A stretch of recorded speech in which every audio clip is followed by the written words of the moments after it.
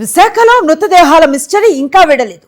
మట్టి కుప్పల్లో 4 మృతదేహాలు 9 పుర్రెలు దొరికాయి. శ్మశానం నుంచి మట్టినే కాదు శవాలను కూడా లోడ్ చేశారని పోలీసులు చెప్తున్నారు.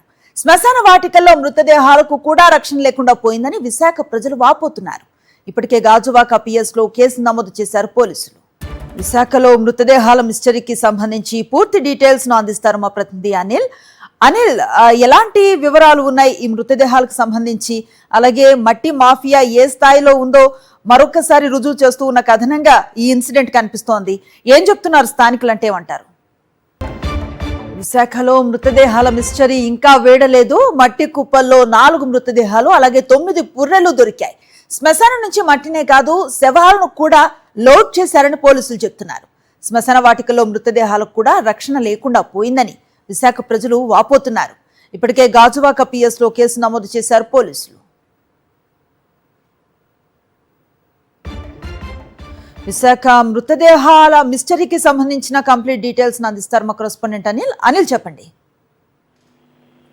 అనుశ్రీ, విశాఖలో మృతదేహాలు బయటపడడం, మట్టి కుప్పలోని పుర్రెలతో పాటు మృతదేహాలు ఎముకలు కనిపించడం తీవ్ర సంచలనంగా మారింది. దీనిపై పోలీసుల విచారణ కూడా కొనసాగుతుంది. ఇప్పటికే ప్రాథమికంగా ఏదైతే కంచరపాలెం సమీపంలో ఉన్నటువంటి బర్మా క్యాంప్ శ్మశాన వాటికలో తవ్వకాలు జరిపారు.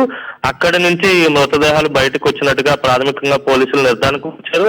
ఆ దిశలో దర్యాప్తు కూడా వేగంగా కొనసాగుతుంది. ఏదైతే శ్మశాన వాటికలో పనుల నిమిత్తం తవ్వకాలు జరిగాయి, ఆ మట్టిని తొలగించేటువంటి క్రమంలోనే ఆ మృతదేహాలు బయటకు వచ్చినట్టుగా తెలుస్తోంది. పగటి పూట పనిచేస్తే ఈ సమస్య ఉండేది కాదు. అర్ధరాత్రి 12 గంటలు దాటిన తర్వాత శ్మశాన వాటికలో తొలగించినటువంటి మట్టిని తీసుకెళ్లి శీలానగర్ వద్ద డంప్ చేయడంతోనే ఆ రాత్రి వేళలో విచక్షణ కోల్పోయి పనులు నిర్వహించడంతోనే పూర్తిగా ఆ మృతదేహాలు బయటకు వచ్చాయనే వాదన కూడా బలంగా వినిపిస్తుంది. దాదాపు 4 మృతదేహాలు ఉన్నాయి. అందులో 3 మగ మృతదేహాలు, ఒక మహిళా మృతదేహం కూడా ఉన్నట్టుగా ఇప్పటికే గుర్తించడం జరిగింది. వాటిని పంచనామా నిమిత్తం కింగ్ జార్జ్ ఆసుపత్రికి తరలించారు. పోస్ట్ మార్టం కూడా నిర్వహించేటువంటి అవకాశం కనిపిస్తుంది. అసలు కాంట్రాక్టర్ ఎవరు, పనులు ఎవరు నిర్వహించారు, అర్ధరాత్రి పూట పని చేయాల్సినటువంటి పరిస్థితి ఎందుకు వచ్చింది, ఎవరెవరు ఎవరైతే డంపర్ డ్రైవర్స్ కానీ లేకపోతే ఇక్కడ లోడింగ్ చేసేటువంటి జేసీబీ ఆపరేటర్స్ కానీ ఎవరెవరు పనిచేశారు, కాంట్రాక్టర్ కూడా విచారించేటువంటి పనిలో పోలీసులు ఉన్నారు. ఎందుకంటే ఇది నగరం అంతా కూడా నిర్ఘాంతపోయేటువంటి వార్త. ఎందుకంటే శ్మశానంలో పూడ్చిపెట్టినటువంటి ఖననం చేసినటువంటి మృతదేహాలు బయటకు రావడం అంటే తీవ్రంగా అందరినీ కూడా కలిసివేస్తుంది. ఎందుకంటే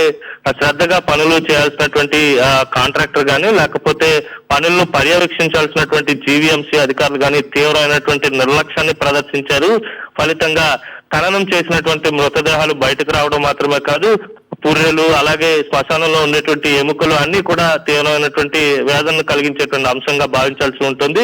ఇక్కడ ఈ ఘటనపై విచారణ జరిపించాలని చెప్పి పెద్ద ఎత్తున డిమాండ్ కూడా వినిపిస్తుంది. కొద్దిసేపటి క్రితమే శ్మశానంలో పనిచేసేటువంటి ఎవరైతే కాటి కాపరి ఉంటారో ఆయనతో కూడా మాట్లాడడం జరిగింది. పూర్తిగా నిర్లక్ష్యంగా వ్యవహరించారనే వాదనను కూడా ఆయన వినిపిస్తా ఉన్నారు.